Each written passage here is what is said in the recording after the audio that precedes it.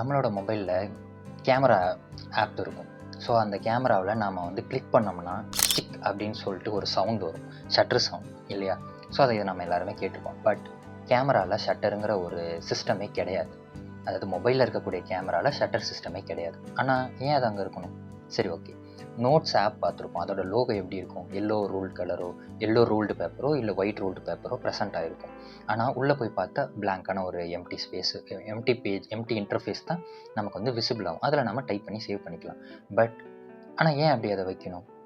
So இந்த மெத்தடை தான் ஸ்கியோமார்ஃபிசம்னு சொல்கிறாங்க. ஸ்கியோமார்ஃபிசம்னா ஒன்றும் இல்லை, இது ஒரு க்ரீக் வேர்ட். ஸ்கியோமார்ஃப் பிரித்தா ரெண்டாக பிரியும். ஸ்கியோனா ஒன்றும் இல்லை, ஒரு கண்டெய்னரோ டூலோ அதோட அர்த்தம். மார்ஃப்னா ஒன்றும் இல்லை, ஒரு வடிவம், உருவம்.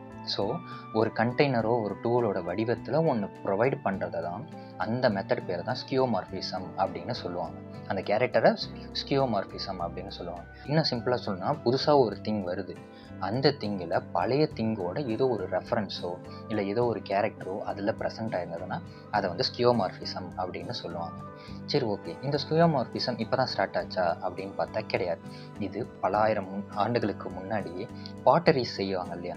ஸோ பாட்டரி செய்கிறதுக்கு நிறைய உட்டன்ஸ் வந்து யூஸ் பண்ணாங்க. பட் அந்த உட்டை யூஸ் பண்ணுறதுக்கு பதிலாக உலோகங்கள், அதாவது மெட்டல்ஸையும் யூஸ் பண்ணிகிட்டே வந்திருக்காங்க. அதுக்கு ஒரு ஆல்டர்னேட்டிவ் புதுசாக அதில் உருவாக்கிட்டு இருக்காங்க. பட் அந்த வுட்டை ப்ரிஃபர் பண்ணக்கூடிய மக்களை கவர் பண்ணுறதுக்காக இந்த மெட்டல்லையே புதுசாக வுட்டு மாதிரி இருக்கக்கூடிய டெக்ஸ்சரையோ லேயரையோ ஆட் பண்ணுறாங்க. ஸோ அதை வந்து பார்க்குறவங்களுக்கு அட்ராக்ட் பண்ணுது, வுட்டு தாங்கிறத நம்ப வைக்கிது. பட் ஆனால் அங்கே ஆக்சுவல் வுட்டே கிடையாது.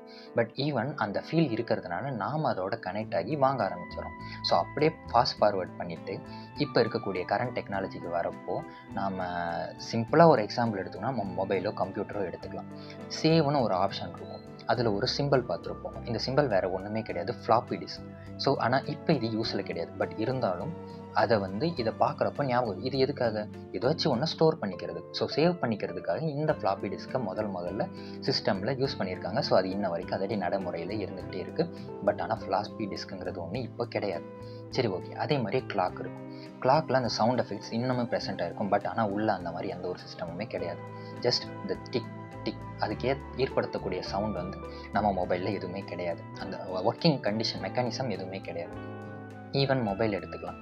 ஸோ எல்லாமே டைப்ரைட்டர், நம்ம கீபோர்டில் டைப் பண்ணுவோம் இல்லையா, அந்த சவுண்ட் எஃபெக்டில் இருந்து எல்லாமே இந்த மாதிரி ஏதோ ஒரு ஓல்டு திங்கோட ரெஃபரன்ஸை புது திங்கில் புதுசாக டிஜிட்டலைஸ் வெர்ஷனில் நம்மளால் பார்க்க முடியும். ஈவன் நம்ம அப்பாற்பட்டு அந்த சிஸ்டம் அப்பாற்பட்டு வெளியே எடுத்து பார்க்குறப்போ நம்ம அந்த செவத்துக்கு பெயிண்ட் அடிக்கிறாங்க இல்லையா, அதுலேயே கல் மாதிரி இருக்கிற டெக்ஸ்சரை கொண்டு வருவாங்க. ஈவன் நாம் நடக்கக்கூடிய டெய்ல்ஸ் அளவுக்கு பளபளக்கிற மாதிரி இருக்கக்கூடிய செவுரை உருவாக்கியிருக்காங்க. ஸோ இது எல்லாமே ஸ்கியோமார்ஃபிசத்தோட ஒரு அட்வான்ஸ்டு வெர்ஷன் அப்படின்னு சொல்லிக்கலாம். ஸோ ஸ்கியோமார்ஃபிசத்துலேருந்து நம்ம தெரிஞ்சிக்க வேண்டிய விஷயம் இதுதான். என்னதான் இப்போதைக்கு பல அட்வான்ஸ்டு ஐடியாஸ் வந்து பூம் ஆகிக்கிட்டே இருந்தாலும் அதோட ஆரிஜின் எல்லாமே நம்மளோட பழைய விஷயங்களில் இருக்கக்கூடிய சின்ன சின்ன ட்ரேசஸ் எல்லாமே ப்ரெசென்ட் ஆகிட்டு தான் இருக்கும். ஸோ அதே மாதிரி தான் நாம் என்ன தான் அட்வான்ஸ்டு லைஃப் ஸ்டைலை நோக்கி நம்ம போய்கிட்டே இருந்தாலும் நம்மக்கிட்ட இன்னமும் நம்மளோட பழங்காலத்தில் இருந்து ஃபாலோ பண்ணிட்டு இருக்கக்கூடிய கல்ச்சர், ட்ரெடிஷன், ஹேபிட் இன்னுமே நம்மளோட ப்ரெசென்ட் ஆகிக்கிட்டே தான் இருக்கும். Because we are still connected with our old tradition, culture, habit எல்லாமே. ஸோ இந்த விஷயம் உங்களுக்கு பிடிச்சிருந்தா எடுத்துக்கோங்க, இல்லைன்னா விட்டுருங்க.